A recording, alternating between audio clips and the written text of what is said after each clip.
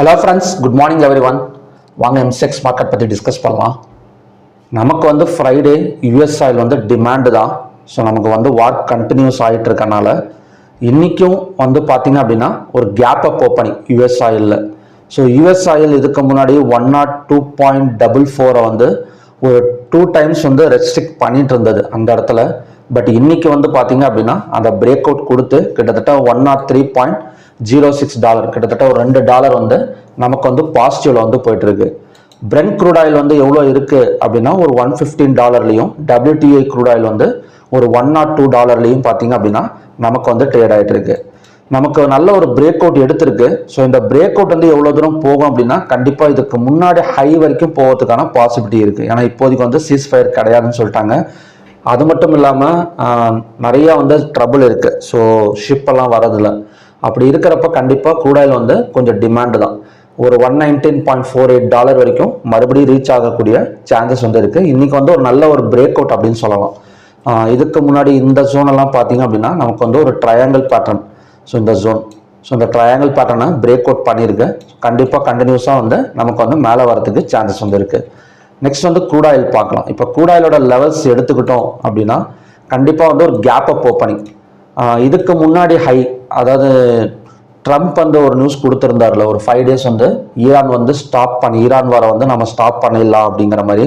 அப்போ வந்து ஒரு 10% பக்கம் ஃபால் ஆனது. ஸோ அதோட ஹை வந்து 9,620. ஸோ எப்படி 9,620க்கு மேலே தான் மேபி ஒரு ஓப்பனிங் இருக்கும், ஒரு கேப் அப் ஓப்பனிங் எதிர்பார்க்கலாம். ஸோ அப்படி இல்லைனா கூட இந்த 9,623ங்கிறது பிரேக் அவுட் பாயிண்ட். ஒரு கேப் அப் ஓப்பனிங் நடந்தால் இந்த 9,620ங்கிறது தான் so next support zone. So இந்த இடத்துல சப்போர்ட் எடுத்தது அப்படின்னா கண்டினியூஸாக கொஞ்சம் வந்து நமக்கு வந்து மேலே வரதுக்கு சான்சஸ் இருக்குது. Next target and resistance zone வந்து 10,549 தான் பார்த்தீங்க அப்படின்னா next target and resistance zone. Next வந்து நேச்சுரல் கேஸ் பார்க்கலாம். இப்போ நேச்சுரல் கேஸ் நமக்கு வந்து டிமாண்டில் தான், ஒரு நல்ல பையில் தான் போயிட்டுருக்கு. ஸோ இதோட சப்போர்ட் அண்ட் ரெசிஸ்டன்ஸ் நம்ம பார்க்கணும் அப்படின்னா 280.5. ஸோ ஃப்ரைடேல பார்த்தா அதே சப்போர்ட் தான். ரெசிஸ்டன்ஸ் அண்ட் டார்கெட் வந்து 296.6. இன்னும் நமக்கு வந்து கொஞ்சம் இருக்குது, அதாவது 291லேருந்து ஸோ 296.6 ஒரு 5 பாயிண்ட்ஸ் பக்கம் நமக்கு இந்த பேட்டர்ன், இந்த ரவுண்ட் பாட்டம் பேட்டர்ன் வந்து ஃபுல்ஃபில் ஆகிறதுக்கு கொஞ்சம் வந்து நமக்கு வந்து டைம் இருக்குது. 296.6 வரைக்கும் இடம் தான் பார்த்தீங்க அப்படின்னா நமக்கான நெக்ஸ்ட் ரெசிஸ்டன்ஸ் ஜோன். ஓகேங்களா? ஸோ இது வந்து பிரேக் அவுட் லெவலும் கூட.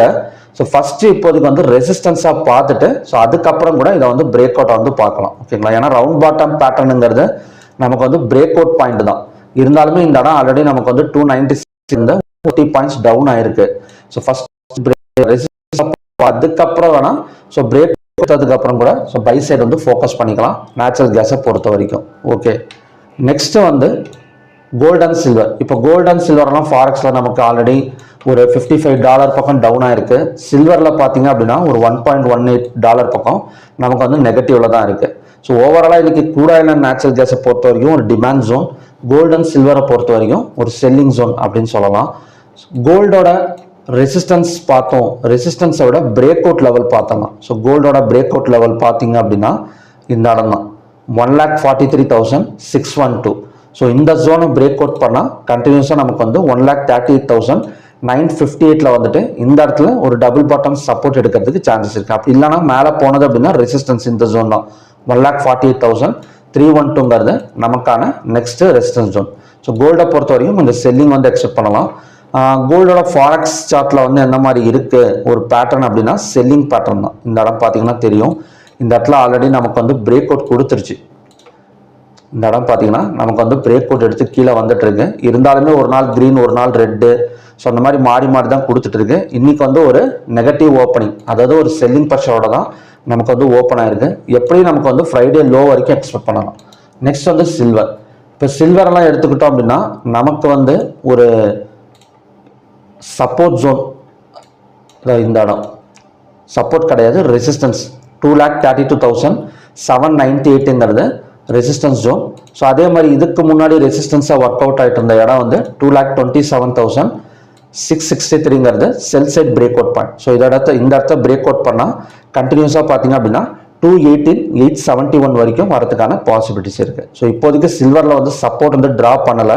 ஸோ ஈவினிங் வீடியோவில் ஏதாவது பேட்டர்ன் கிரியேட் ஆயிருந்தது அப்படின்னா ஸோ நான் வந்து சப்போர்ட் வந்து ட்ரா பண்ணிக்கிறேன். ஓகேங்களா, இப்போதைக்கு நமக்கு வந்து 2,32,798ங்கிறது சில்வரோட ரெசிஸ்டன்ஸ் ஜோன்.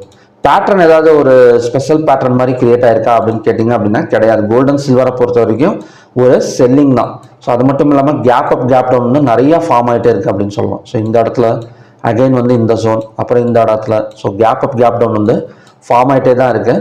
மேபி இன்றைக்கும் வந்து பார்த்திங்கன்னா ஒரு $50 இருக்கிறனால கேப் டவுன் ஃபார்ம் ஆகாது. ஃப்ரைடேவோட இந்த லோ அதாவது 2,18,871 பிரேக் அவுட் பண்ணால் ஸோ கண்டினியூஸாக இன்னும் கொஞ்சம் இறங்கிறதுக்கு பாசிபிலிட்டிஸ் இருக்குது. ஸோ ஓகே ஃப்ரெண்ட்ஸ், இதுதான் பார்த்தீங்கன்னா இன்றைக்கான கண்டிஷன்ஸ். காப்பர் எடுத்துக்கிட்டோம் அப்படின்னா பை சைடு தான். காப்பரை பொறுத்த வரைக்கும் இப்போதைக்கு வந்து பை சைடு தான். ஹையாக பிரேக் அவுட் பண்ணால் ஒரு 10 to 15 பாயிண்ட்ஸ் பக்கம் ஒரு அப்சைடு வந்து எதிர்பார்க்கலாம். இல்லைனா நெக்ஸ்ட் சப்போர்ட் ஜோனுங்கிறது 1123.85 காப்பரை பொறுத்த வரைக்கும். நெக்ஸ்ட் வந்து கிஃப்டி நிஃப்டி. இப்போ கிஃப்டி நிஃப்டி நமக்கு வந்து எப்படி ஓப்பன் கொடுத்துருக்கு அப்படின்னா கேப் டவுன் ஓப்பனிங், அதாவது 255 பாயிண்ட்ஸ் பக்கம் கேப் டவுன் ஓப்பனிங் ஆயிருக்கு. ஸோ 630 இப்போ தான் பார்த்தீங்க அப்படின்னா கிஃப்டி நிஃப்டி ஓப்பனிங் வந்து கொடுத்துருக்கு. ஒரு 250 பாயிண்ட்ஸ் ஓப்பனிங்னால கண்டிப்பாக நிஃப்டியும் நமக்கு வந்து ஒரு கேப் டவுன் ஓப்பனிங் தான். இது ரெக்கவரி ஆகுமா அப்படின்னு கேட்டிங்க அப்படின்னா இந்த சப்போர்ட்டில் தான் நிற்குது. மேபி ஒரு 150 பாயிண்ட்ஸ் இப்போ நான் ரெக்கார்ட் பண்ணுற டைம் வந்து ஒரு 6:30, ஒரு 9 o'clock ஒரு 150 to 200 பாயிண்ட்ஸ் பக்கம் ரெக்கவரி நடந்தது அப்படின்னா ஒரு ஃப்ளாட் மார்க்கெட்டிங் ஓப்பனிங். ஓகேங்களா, இல்லை அப்படின்னா கண்டினியூஸாக நமக்கு வந்து ஒரு கேப் டவுன் விழுந்து அகெயின் வந்து ஒரு செல்லிங் ப்ரெஷர் கொடுக்கறதுக்கான சான்சஸ் வந்து நமக்கு வந்து நிஃப்டியில் இருக்குது. ஸோ நிஃப்டியோட நெக்ஸ்ட் சப்போர்ட் ஜோன் நம்ம ஆல்ரெடி டிஸ்கஸ் பண்ணது தான். இப்போ நிஃப்டியெல்லாம் எடுத்துக்கிட்டோம் அப்படின்னா நமக்கான நெக்ஸ்ட் சப்போர்ட் ஜோனுங்கிறது 21,984.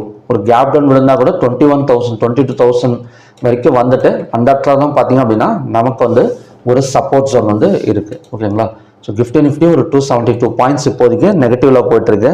ஒரு 400 பாயிண்ட்ஸ்லாம் வந்துருச்சு அப்படின்னா இன்னும் நல்லா பெரிய கேப் டவுன் விழுகிறதுக்கு சான்சஸ் வந்து இருக்கு. நெக்ஸ்ட் வந்து எம்எஸ்சிஐ பார்க்கலாம். ஸோ எம்எஸ்சிஐ நமக்கு வந்து அதுவுமே வந்து ஒரு நெகட்டிவ்ல தான் போயிட்டு இருக்கு. ஸோ ஓவராலாக வேர்ல்டு ஸ்டாக் எக்ஸ்சேஞ்ச் ஒரு இண்டெக்ஸ் வந்து பார்த்தீங்க அப்படின்னா ஒரு 12 பாயிண்ட்ஸ் பக்கம் நெகட்டிவ்ல தான் போயிட்டு இருக்கு. -0.30% பக்கம் நெகட்டிவ்ல. ஓவராலாக நமக்கு இந்த எம்எஸ்சிஐ வச்சு பண்ணலாமா அப்படின்னு கேட்டிங்கன்னா நீங்கள் பார்த்துக்கிட்டே இருங்க, உங்களுக்கு ஒரு ஐடியா கிடைக்கும். ஏன்னா நான் சொல்லலாம், ஏன்னா மார்னிங்கில் பார்த்தீங்கன்னா எப்படியும் நமக்கு வந்து ஸ்டாக் எக்ஸ்சேஞ்ச், ஏன்னா மார்னிங் 9:15 நமக்கு ஓப்பன் ஆகுதுன்னு வச்சுக்கோங்களேன் மார்க்கெட்டு. ப்ரீ மார்க்கெட் ஓப்பனிங் செஷனில் போடுற ஆர்டர்ஸ் வந்து எதை பேஸ் பண்ணி இருக்கும் அப்படின்னா ஒரு அமெரிக்கா, அதாவது US stock market, Japan stock market, China stock market இதோட ஓப்பனிங் எல்லாம் வச்சு கொஞ்சம் ஆர்டர்ஸ் வந்து பிளேஸ் பண்ணுவாங்க கண்டிப்பாக. ஓகேங்களா, ஸோ அந்த 9 to 9:07 ஆர்டர் பிளேஸ் பண்ணுறதை வச்சு தான் நமக்கு வந்து 9:15 வந்து ஒரு ஓப்பனிங் ப்ரைஸை வந்து நமக்கு வந்து கொடுப்பாங்க. ஸோ அப்படி இருக்கிறப்ப இதோட ரேட்டு கொஞ்சம் வந்து அஃபெக்ட் ஆகும். காலையில் வந்து பார்த்தீங்க அப்படின்னா ஒரு 1 or 2 hours 1 hour ஆச்சு கண்டிப்பாக வந்து இந்த ப்ரைஸ் வந்து அஃபெக்ட் ஆகக்கூடிய சான்சஸ் வந்து இருக்கு. ஸோ டெய்லியுமே வாட்ச் பண்ணி ப்ராக்டிஸ் பண்ணுங்க. ஸோ நான் ஒரு நாள் சொல்கிறேன், இன்னைக்கு ஒரு நாள் போய் பார்த்துட்டு என்னங்க ரெட்டில் இருக்கு, இன்னைக்கு வந்து கிரீனில் போயிட்டு இருக்கு, அப்படி கிடையாது. ஒரு நோட் மாதிரி போட்டு நீங்கள் டெய்லியுமே வாட்ச் பண்ணி பாருங்க, ரொம்ப யூஸ்ஃபுல்லாக இருக்கும், உங்களுக்கே ஒரு ஐடியா கிடைச்சிடும். ஸோ இந்த டேட்டாஸை வந்து நான் வந்து எதுக்கு சொல்லிட்டு இருக்கேன் அப்படிங்கிறது. ஓகேங்களா, ஸோ ஓகே ஃப்ரெண்ட்ஸ், இதான் பார்த்தீங்கன்னா இன்னைக்கான கண்டிஷன்ஸ். கிஃப்டி நிஃப்டி இப்போ வந்து 250 ஓப்பன் ஆனது. ஆல்ரெடி இப்போ 320 பாயிண்ட்ஸ் பக்கம் டவுன் ஆயிருக்கு. ஸோ கண்டிப்பாக வந்து ஒரு கேப் டவுன் வந்து நம்ம என்எஸ்சி பிஎஸ்சியில் வந்து எக்ஸ்பெக்டேஷன் வந்து பண்ணலாம். ஸோ ஓகே ஃப்ரெண்ட்ஸ், மறுபடியும் பார்த்தீங்க அப்படின்னா இன்னொரு நல்ல ப்ரெடிக்ஷன் வீடியோவில் நான் வந்து மீட் பண்ணுறேன். Thank you very much.